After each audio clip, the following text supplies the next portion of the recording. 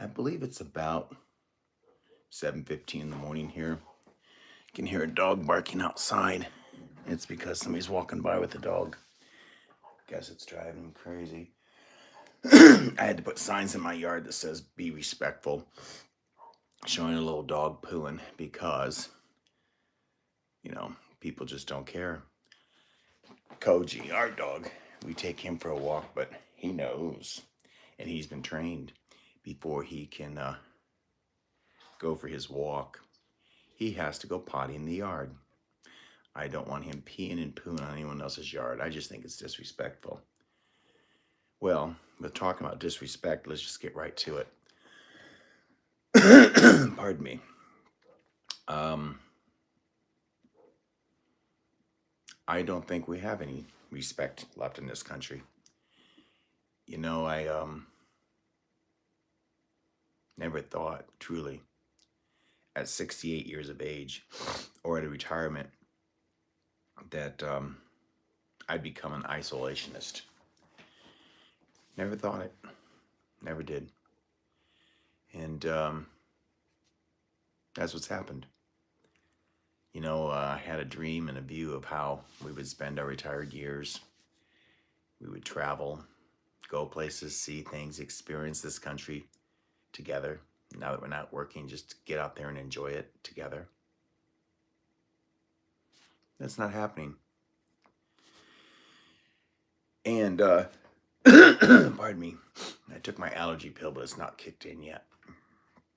And I think that's due to the fact is I don't trust anybody. I just don't. I don't want to meet anybody. I don't trust anybody. I don't want to be in public. It's like this, I don't want to call it anger, but there's this protectiveness that comes up over me whenever we have to go out in public. It's almost as if I think I project a shield that says, stay away, don't bother me, don't talk to me. And I never wanted to be like that. I didn't. But here I am.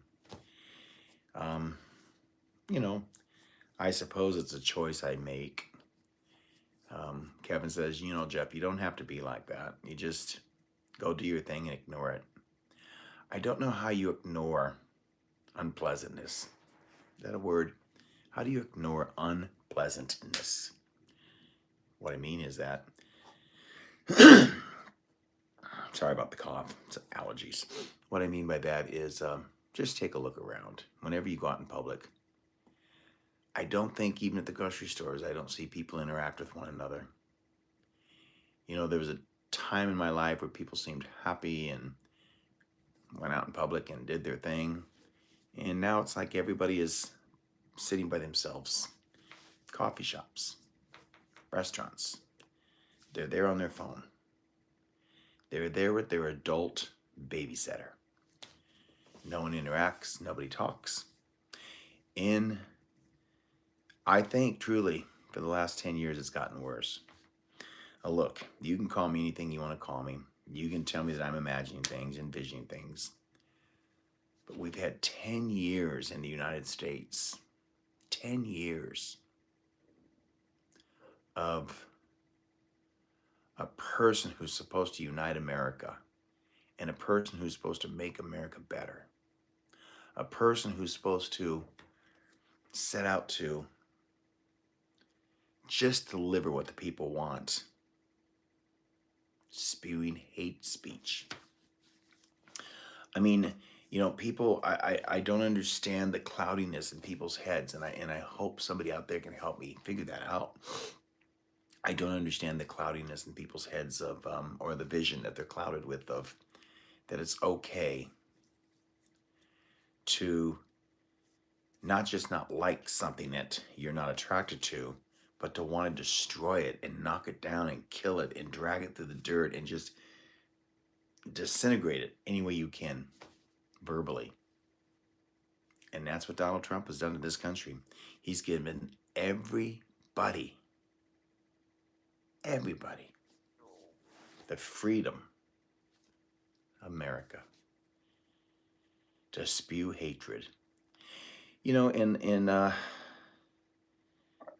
I know on the right, or I know the Republicans, or I know the people who don't agree with what they call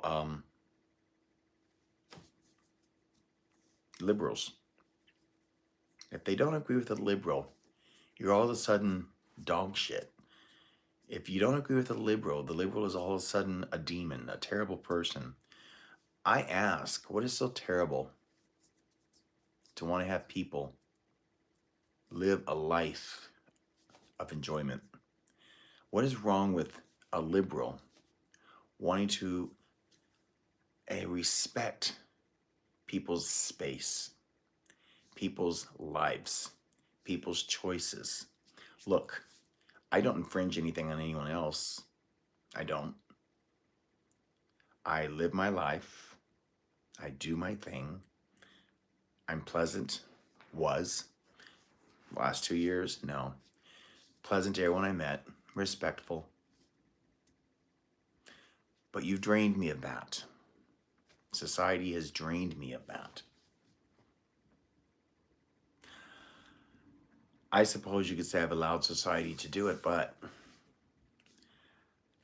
I've decided to not allow society to do it anymore. To me. So I've become an isolationist in our own town. I become an isolationist on our own block. What's the saying? Fences build great neighbors. It's very true. I'm glad we have the cinder block fencing around our yard like everybody else in our community. The taller the wall, the happier I am. I don't want to have to communicate with anybody. I just don't. And that's difficult. You know, there's times that going out in public, I just put on this vision, this tunnel vision to where I don't see anybody. I don't talk to anybody. I don't look above eye level unless I'm looking for something on a shelf. I just focus. And walking with a cart, if someone walks in front of me, I just keep moving. If they get hit, I'm sorry, did you not see me? Because that's what society has done. It's a me society, so I need to protect myself, and my cart becomes my protection. I just keep moving, slowly but surely. If somebody decides it's real quick that they have to walk in front of me, oops. And I never thought I'd be that way, but here I am. I really wish that Kevin would get to a point where he would say, okay, Jeff, this is enough. We got to go. He just turned 73. His health is not bad. You know, he had his stroke. Actually, 4 years ago today, he had his stroke. And he's doing okay. We got great doctors here. And I know he's afraid to uproot and move again and have to find new doctors and settle in. And that's what keeps us from going. I want to be able to feel as if I'm accepted as a human being. I want to feel as if I am accepted as a person to just be. I don't feel that here in America anymore.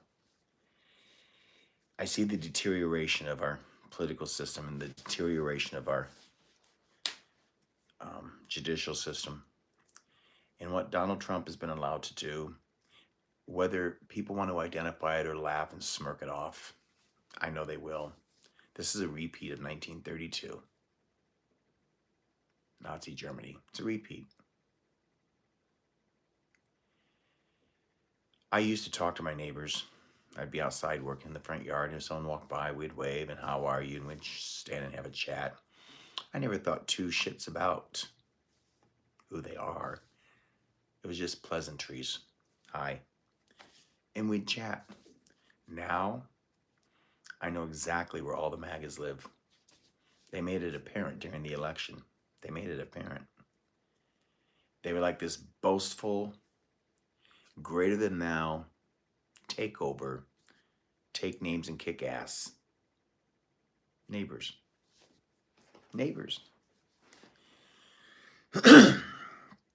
Used to, when Kevin and I would drive down the street in our community, there's 84 homes in our community before you get out into the street. You don't have to drive by all of them, but meaning in our little center of community, there's 84 homes. And it used to be you could drive down the street and I'd see garage doors open as I'd drive by, people wave, I'd wave, and that type of thing. Not anymore. I don't see them. I don't wave. I don't acknowledge. I just don't. I have built up such a tolerance of knowing how to ward off undesirable things. I have zero, and that's sad to say, but it's true for me. I have zero empathy, zero sympathy for anybody who thinks it's okay to downgrade, villainize, and tear people's lives apart under the name of MAGA. Zero tolerance for that.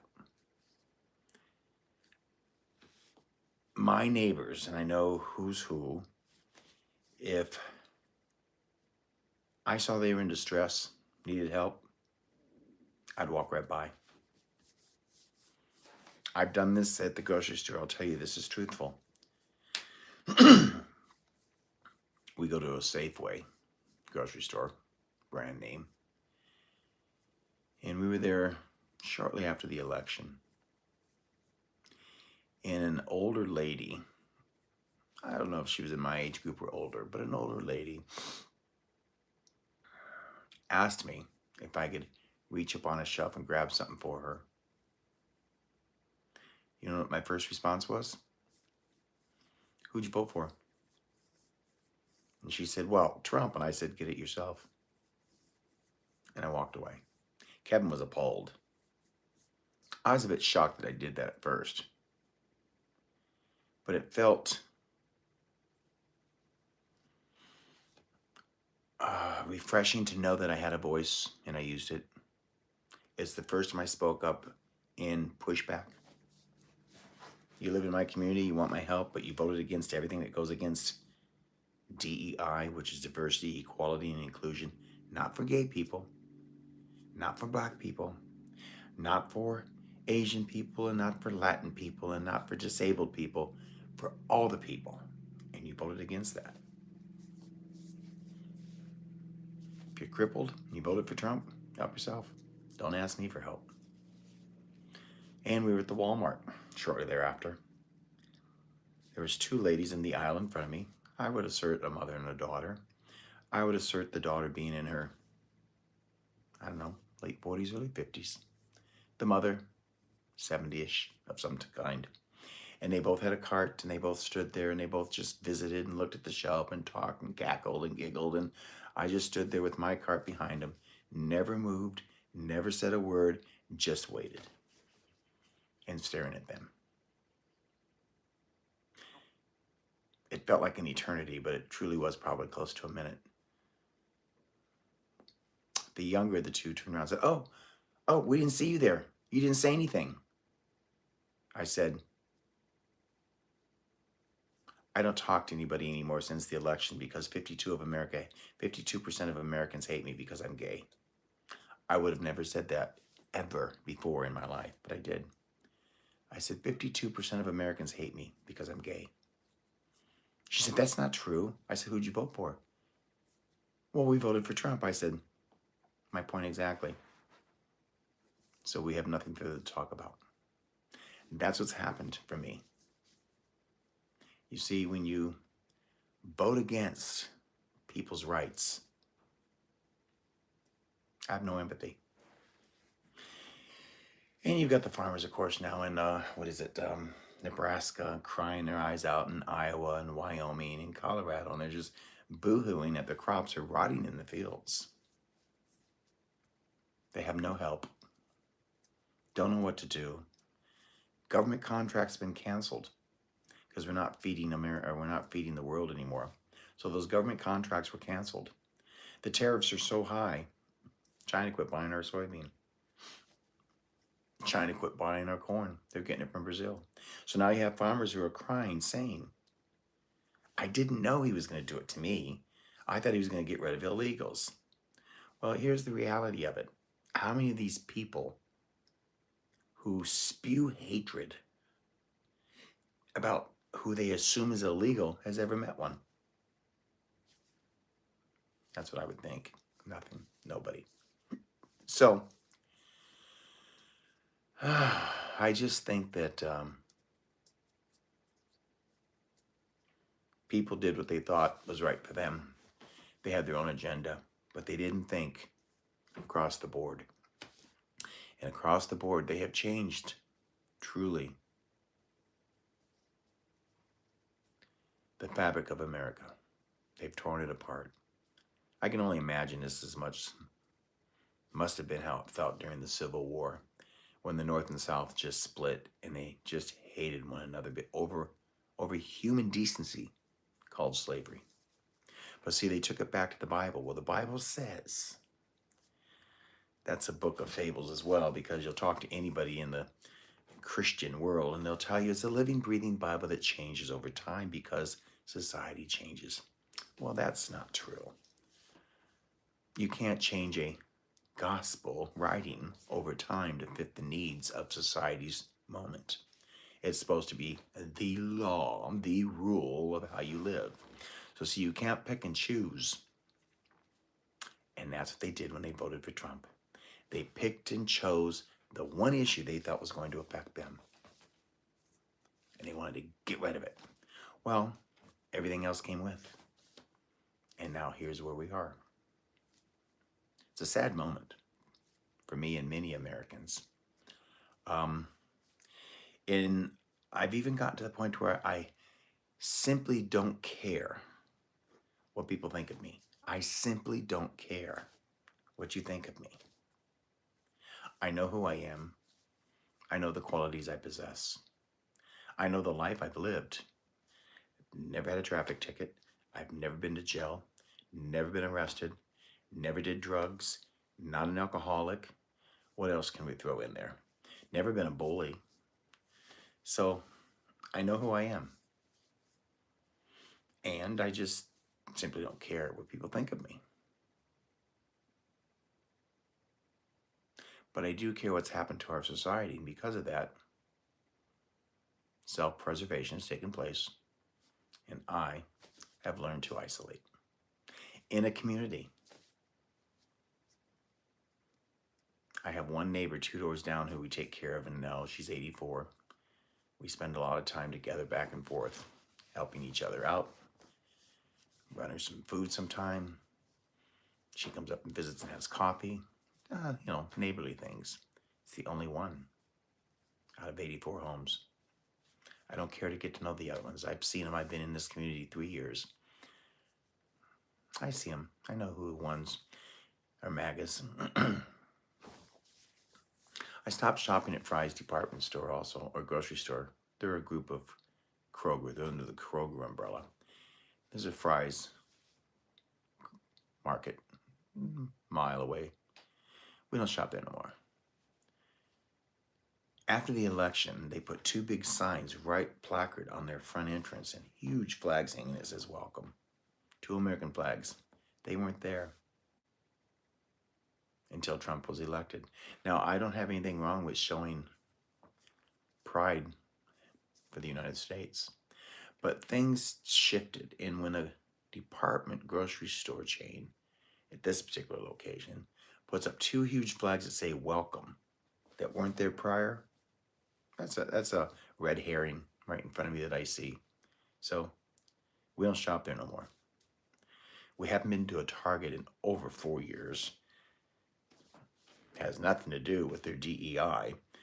Of course, now if they've changed, I wouldn't shop there, but it had nothing to do with that. It was just the quality of their stores. So we don't shop there, and I haven't for over 4 years.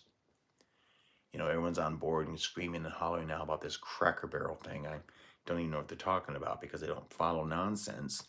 But apparently the conservative Christians are now hating Cracker Barrel because they've become, leftists, liberals.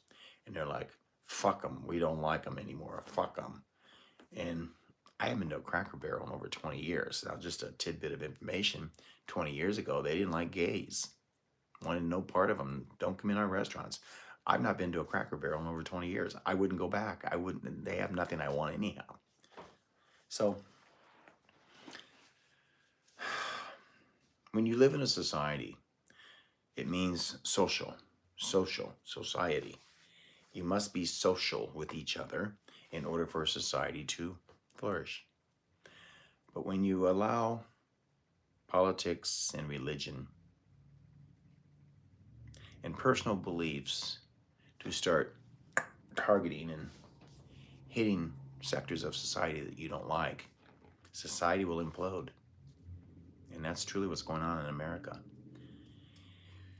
You know, you see cities truly, if you've been anywhere in your life, there are cities in China that would blow your mind away. You were thinking, what world am I living in? The technology, the infrastructure, even in South America, I mean, Brazil, Argentina, the architectural structures that they have built would blow your mind away. And then you come back to America and you see our dilapidated subway system in New York City. I've ridden the subway many times. You see the rail system, the L in Chicago. I've ridden it many times. You see the airports that are falling apart, you know. Detroit, been there many times. There's just, I could pinpoint for you. Even Los Angeles, LAX. That's not been remodeled in 40 years, 50 years. You see the infrastructure in other countries and it'd blow your mind away.